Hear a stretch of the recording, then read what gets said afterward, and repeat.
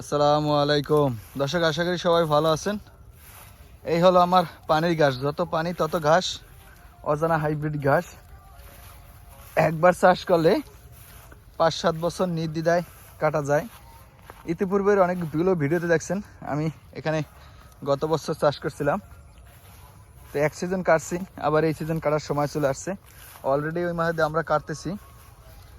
তো এই অজানা হাইব্রিড ঘাস, যত পানি হয় তত এই ঘাসটার ফলন বাড়ে। চাষ করার সময় অবশ্যই আপনার জমিতে পানি থাকতে হবে, কারণ পানিতে এবং শুকনোতে উভয় জায়গায় উচ্চ ফলনশীল এই অজানা হাইব্রিড ঘাস 12 থেকে 12.5% প্রোটিন, এবং পানি যতই হোক 2 ফিট হোক 5 ফিট হোক। আমাদের কাছে বেশিরভাগ যে ফোনগুলো আসে যে ভাই আমার জমিতে বর্ষায় 5 ফিট 7 ফিট পানি হয়, আসলে এখানে পানি যত হোক পানির সাথে সাথে এই ঘাসটা বৃদ্ধি পায়। আর একবার চাষ করলে 7-8 বছর নির্দ্বিধায় কাইটা খাওয়ানো যায়। এই বাংলাদেশে পানির জাতের ঘাস দুইটা আছে একমাত্র এখন বর্তমানে, আগে অনেকগুলো জাত ছিল, এখন শুধু আছে অজানা হাইব্রিড এবং জার্মান হোয়াইট হাইব্রিড। এটা হলো আমার অজানা হাইব্রিড ঘাস। স্বল্প মূল্যে সারা বাংলাদেশে এই ধরনের ঘাসের কাটিংগুলো ডেলিভারি দিচ্ছি। আর ওইখানে আছে দেখেন জার্মান হোয়াইট হাইব্রিড ঘাস, এটা আমি আজকে 3 মাস হয়েছে রোপণ করছি। 100% পরিপক্ক কাটিং হয়েছে। আপনারা চাইলে আমার কাছ থেকে সব ধরনের ঘাসের কাটিংগুলো সংগ্রহ করতে পারেন, শুধু এই পানির ঘাস না।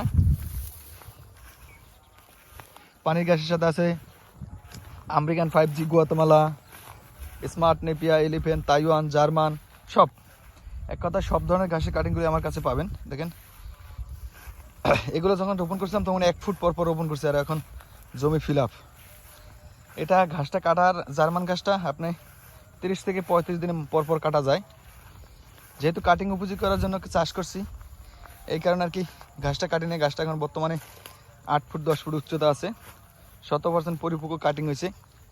আপনারা চাইলে আমার কাছ থেকে জার্মান হোয়াইট হাইব্রিড এবং অজানা হাইব্রিড ঘাসের কাটিং সংগ্রহ করতে পারবেন। এই ঘাসটা মূলত পানিতে হয়, পানিতে খুব ভালো ফলন হয়। একবার রোপণ করলে নির্দ্বিধায় 5-6 বছর কাটতে পারবেন, যা অন্য কোনো ঘাসে পারা যায় না। সেই ক্ষেত্রে আর কি ব্যতিক্রম।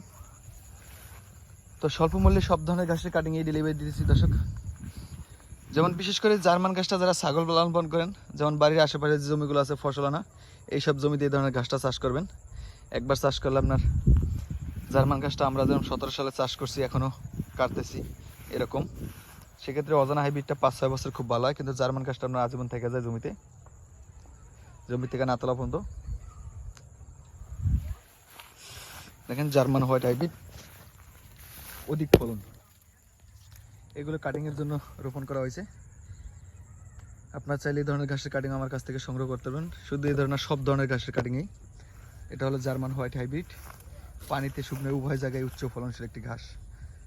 দর্শক, আজকের মতোই এখানে বিদায় নিচ্ছি। সবাই ভালো থাকবেন। আল্লাহ হাফেজ।